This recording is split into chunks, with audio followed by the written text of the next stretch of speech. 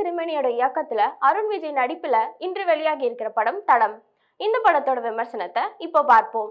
ஒரு கொலை வழக்கு, அதுல சம்பந்தப்படும் ஒரே உருவம் கொண்ட 2 பேரு, அவர்களோட யார் கொலையாளி அப்படின்னு கண்டுபிடிக்க முடியாம திண்டாடும் போலீசார். இதுதான் தடம் படத்தோட ஒன்லைன் ஸ்டோரி. சிவில் இன்ஜினியரா அருண் விஜய் இருக்காரு. அவருக்கு தன்யா ஹோப் மீது காதல். தன்யாவும் அருண் விஜயோட காதலுக்கு ஓகே சொல்லிடுறாங்க.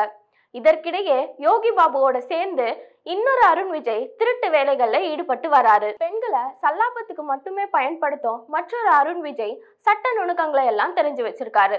இந்த இருவரும் வெவ்வேறு பாதையில பயணிச்சுட்டு இருக்காங்க.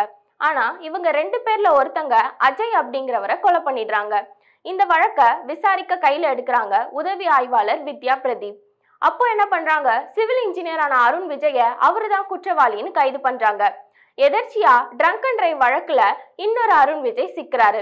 அப்பதான் போலீஸுக்கு சந்தேகம் வருது. இவங்க 2 பேர்ல உண்மையிலே யார் கொலை பண்ணது அப்படின்ற போலீசார் எப்படி கண்டுபிடிக்கிறாங்க அப்படின்றதுதான் இந்த படத்தோட விறுவிறுப்பான மீதி கதை. தமிழ் சினிமாவில இரட்டையரோட கதை என்பது ஒன்னும் புதுசு இல்ல. இரட்டையர்ல ஒருவர் தப்பு பண்ணுவாங்க, மற்றவர் போலீஸ்ல மாட்டிக்குவாங்க, பின்னர் உண்மை என்னன்னு தெரிய வரும். இந்த மாதிரி கதைகள் ஏற்கனவே வந்திருக்கு. ஆனா இந்த படத்தை தன்னோட திரைக்கதை மூலமா ரொம்பவும் புதுசா காட்டியிருக்காரு இயக்குனர் மகிழ் திருமேனி. இவங்க 2 பேர்ல யார் குற்றவாளி அப்படிங்கிறத ஆடியன்ஸ் ரொம்ப ஈஸியா கண்டுபிடிக்க முடியாத அளவுக்கு நிறைய கதாபாத்திரங்களை கொண்டு ட்விஸ்ட் மேல ட்விஸ்ட் வச்சு கதையை நகர்த்தி இருப்பது பாராட்டுக்குரியது. நீண்ட நாள் உழைப்புக்கு இந்த படம் நல்ல ஒரு வெற்றியா அருண் விஜய்க்கு அமைஞ்சிருக்கு. 2ஆம் பாதியில வரும் சோனியா அகர்வாலோட பிளாஷ்பேக் கதை மட்டும் கொஞ்சம் படத்தோட விறுவிறுப்பை குறைக்குது. படத்துல 3 நாயகிகள் இருக்காங்க. மூவருமே அவங்களுக்கு என்ன கதாபாத்திரம் கொடுத்திருக்காங்களோ அதை குறை இல்லாம நடிச்சிருக்காங்க. படத்துல யோகி பாபு இருந்தும் காமெடி இல்ல.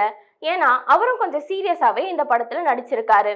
அருண் ராஜோட இசையில பாடல்கள், பின்னணி இசை எல்லாமே நல்லா இருக்கு. தடையறை தாக்க படம் மூலம் தடம் பதித்த மகிழ் திருமேனி இந்த படத்தின் மூலமா மீண்டும் தன்னோட தடத்தை அழுத்தமா பதிஞ்சிருக்காரு. ஆரம்பம் முதல் கிளைமேக்ஸ் வர கதைய ரொம்ப விறுவிறுப்பாவே கொண்டு போய் பார்வையாளர்களை சீட் நூலில உட்கார வச்சிருக்காரு. ஆக மொத்தம் படத்தை பார்த்து முடிக்கும் போது ஒரு நல்ல கிரைம் த்ரில்லர் படத்தை பார்த்த அனுபவம் கிடைக்குது.